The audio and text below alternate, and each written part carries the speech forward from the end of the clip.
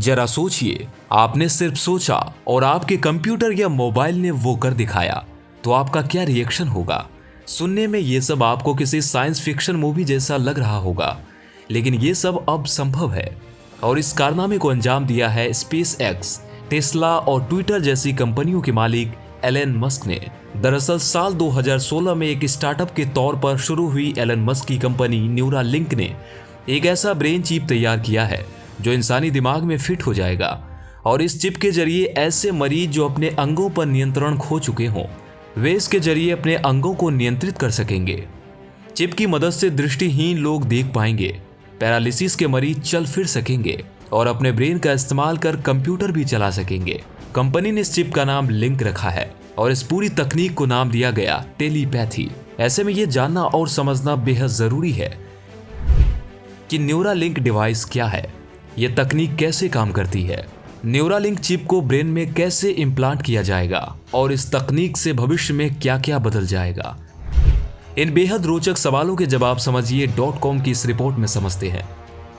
दरअसल Elon Musk की company Neuralink ने जो ब्रेन चिप बनाया है वो उन लोगों की मदद करेगा जो चल फिर नहीं सकते, यानी शारीरिक रूप से अक्षम लोगों के जीवन में ये चिप बड़ा बदलाव लेकर आ सकती है और सिर्फ सोचने भर से ये चिप उनके आसपास मौजूद डिवाइसेस को कंट्रोल कर पाएंगे और वो पहले से बेहतर जिंदगी जी सकेंगे। इन ब्रेन चिप की मदद से न्यूरल सिग्नल को कंप्यूटर, फोन जैसी स्मार्ट गैजेट्स पर ट्रांसमिट किया जा सकेगा। अब ये ब्रेन चिप कैसे काम करेगी, चलिए ये भी समझ लेते हैं। असल में न्यूरालिंक की ये डिवाइस बेसिकली एक ब्रेन कंप्यूटर इंटरफेस है, यानी आसान भाषा में कहें तो ये एक तरह की ब्रेन चिप है जो इंसानी दिमाग को कंप्यूटर से जोड़ने का काम करती है। न्यूरालिंक चिप सिक्के के आकार की है जिसे रोबोटिक सर्जरी के जरिए ह्यूमन ब्रेन में इम्प्लांट किया जाएगा। इस चिप का इस्तेमाल ब्रेन और नर्वस सिस्टम के डिसऑर्डर का सामना कर रहे लोगों के लिए किया जा सकेगा। इस चिप में सैकड़ों इलेक्ट्रोड्स वायर होते हैं जिन्हें माइक्रोन स्केल थ्रेड्स कहा जाता है और ये वायर्स इंसानी बाल की तुलना में 20 गुना ज्यादा पतला होता है। इन तारों में 1024 इलेक्ट्रोड्स होंगे जो दिमाग की हर हरकत पर नजर रखेंगे और उसे तकनीक से जोड़ने का काम करेंगे। ये इलेक्ट्रोड ही ब्रेन के न्यूरॉन सिग्नल को प्रोसेस करते हैं। इसके बाद वो डाटा आगे न्यूरालिंक ऐप में जाता है और फिर डाटा को सॉफ्टवेयर डिकोड करता है और उसके बेसिस पर एक्शन लेता है। इसे आप ऐसे भी समझ सकते हैं कि जब कोई व्यक्ति अपने दिमाग में किसी को कॉल करने की सोचेगा तो इलेक्ट्रोड इस सिग्नल को प्रोसेस करके फोन को भेजेगा। इसके बाद न्यूरालिंक का सॉफ्टवेयर सिग्नल को समझकर कॉल देगा। दरअसल मस्क की कंपनी ने इस चिप को ऑपरेट करने के लिए अलग से न्यूरालिंक ऐप को डिजाइन किया है ताकि ब्रेन एक्टिविटी से सीधे अपने कीबोर्ड और माउस को बस इसके बारे में सोचकर कंट्रोल किया जा सके। न्यूरालिंक डिवाइस को चार्ज करने की भी जरूरत होगी। इसके लिए भी अलग से कॉम्पैक्ट इंडक्टिव चार्जर को डिजाइन किया गया है जो बैटरी को बाहर से चार्ज करने के लिए वायरलेस तरीके से इम्प्लांट से जुड़ता है। अब सबसे बड़ा सवाल तो ये है कि आखिरकार हमारे ब्रेन में इस चिप को कैसे इम्प्लांट किया जाएगा, क्योंकि ह्यूमन ब्रेन का स्ट्रक्चर काफी पेचीदा होता है और डिवाइस के इलेक्ट्रोड वायर इतने महीन हैं कि दिमाग में इसे लगाना इंसानी हाथों से संभव नहीं है। इसी वजह से डिवाइस को ब्रेन में लगाने के लिए अलग से एक सर्जिकल रोबोट को डिजाइन किया गया है। ये रोबोट एक मशीन के जरिए सर्जरी को ऑपरेट करेगा। मशीन में बहुत पतली सुई और सेंसर लगे हुए हैं जिनकी मदद से ये रोबोट खोपड़ी में एक छेद करेगा और इलेक्ट्रोड वायर को दिमाग के उस हिस्से में लगाएगा जो मूवमेंट को कंट्रोल करता है।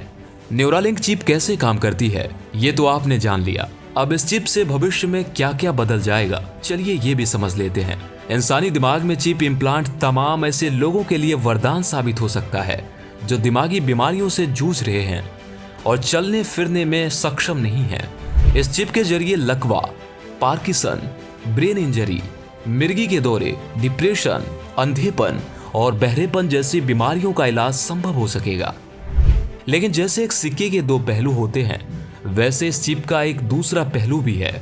यह तकनीक वरदान की जगह अभिशाप भी साबित हो सकती है, विनाशकारी साबित हो सकती है। इससे प्राइवेसी को भी खतरा हो सकता है। चिप के जरिए किसी इंसान के दिमाग पर भी कंट्रोल किया जा सकेगा। इस तरह से तो इंसान और मशीन का फर्क ही मिट जाएगा। इंसान एक रोबोट की तरह हो जाएगा जिसे कोई भी कहीं से भी कंट्रोल कर लेगा। दरअसल एलन मस्क की कंपनी न्यूरालिंक जिस उद्देश्य से काम कर रही है वे ट्रांसह्यूमनिज्म के कॉन्सेप्ट से प्रेरित है।